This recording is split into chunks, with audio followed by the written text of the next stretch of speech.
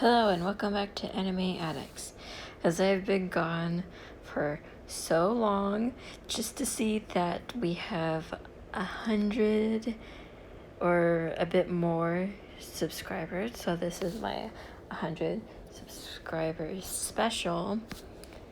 And I just want to say thank you to all of you, as I have changed the uploading, as I'll be uploading every Monday, Wednesday, and Friday.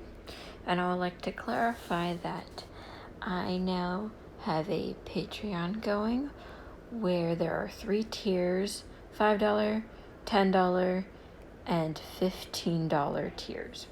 $5, you'll get early access to all of the videos that I create. The $10 tier, you will get early access to all the videos that I upload to YouTube and NSFW audios that are only welcome to $10 and $15 Patreons. And then the $15 Patreons will get early access, 18 plus audios, and will be able to vote for new upcoming SFW and NSFW videos. So that will be, the link to my Patreon will be in the description, as this video is a Shinsou X Reader X Midorya, as the title is Purple and Green. The author is Euphoria A Trash. On Wattpad, I'll put the link for that in the description, and I hope you enjoy. The boy's eyes held a lavender gleam, blending with the cool rays of the moon. Everyone's silhouettes were ablaze, gleaming warmly beside the ever-roaring campfire you all so painstakingly helped set up. Even the dark blanket of the night couldn't hamper Shinsou's mischievous excitement. You know, I was so confused when I saw YN fight for the first time. Who knew my girlfriend could kick ass like that? He exclaimed, making the others in your party turn towards you with curiosity. A sneaky blush overtook the apples of your cheeks. A smirk fitted onto his features, leaving as soon as it emerged. But you were able to recognize that very expression, probably because it made you want to strangle him endearingly. Sure, he was probably one of the sole things keeping you sane amidst this widespread apocalypse. However, the past 3 months had seriously chipped away at your patience. You sent him a very, very pointed stare. Don't show me off. No could do. It was the day all hell broke loose, before this mass hysteria was officially pronounced. A zombie sauntered into our classroom. You somehow were able to not only protect us all, but use the 1C fire extinguisher to bash its head in. He turned to his audience, who eagerly received his dramatic retelling. A warm feeling boomed within you as you saw how comfortable Shinsou was with everyone. In your eyes, he is a gem whose panes were clouded with dust, a unique specimen with such a dazzling personality, just a little worn down by years of neglect. Despite the strange and unusual mash of people in your zombie survival squad, your purple-haired boyfriend finally was able to happily chatter away with them. It was a regular morning. All of our class was goofing off around during homeroom, but suddenly the door to our classroom slid open to reveal a half-rotted animal carcass. Everyone was frozen in shock. Besides, Our resident Clark Kent, who instinctively slammed the classroom's fire extinguisher into its skull, clean hit, it definitely wasn't even half alive after that blow. No, a certain brunette who was attentively listening to Shinsou's every word, piped up, "No way, not our precious YN." Both Shinsou and Izuku, who both sat next to you, scooted the tiniest bit closer to you, neglecting the extra space on the log you all sat on.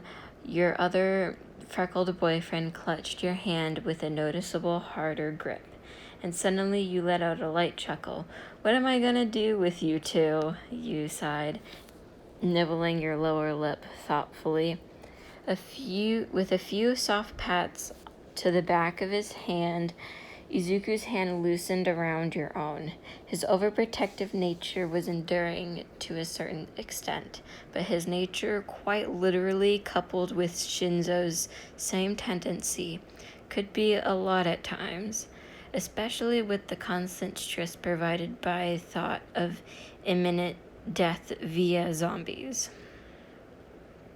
The green-haired girl beside the commenter sighed. "Ida-kun, doting on YN might not be the best idea." Her monotonous words made the brunette to her side chuckle. "Give him a break, Sue. It's just his nature to be fatherly." Uraraka refuted, a mysterious smile toying at her full lips. You reciprocated with that grin. "Honestly, it's been a few months since we initially banded together to survive this damn apocalypse. I'm sure we're all pretty accustomed to it." The 5 teammates next to you let out a chorus of laughter. It was nights like this that relieved you of your ongoing nightmare. Every walking second of your existence was lived in terror of supernatural creatures who craved your flesh throughout this strange period of time. You became used to feeling your pulse desperately sprint. The adrenaline coursing through your system was just another addition to your modus operandi. Your newfound over-alertness that made you jump at every little sound and change temperature seemed to be developed character trait. If anything, in theory, the insanity you were surrounded yourself with probably had swept into your own mentality and thus became your norm. Yet there were moments that erased the trauma, like a few hours afterward, when everyone except for your 2 boyfriends and you retired for the night. Starlight crept down from the inky sky to illuminate their faces softly, starkly contrasting the saturated orange hue of the blaze that streak over their features confidently. Conversations flowed so naturally between you 3. The 3 months you spent together on the run meant that your bond had deepened exceptionally. Even if you met Izuku after you and Shinsou decided to team up with a few stray members of Class 1A, it seemed like your polyamorous relationship had existed for lifetimes. You loved that your best friend somehow agreed to be your boyfriend, first ever boyfriend at that.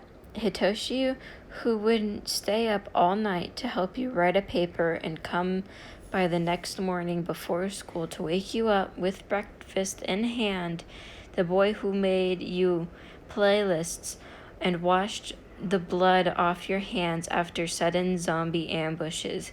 The rock who held you down and the glue who held you together in the face of this mass extinction.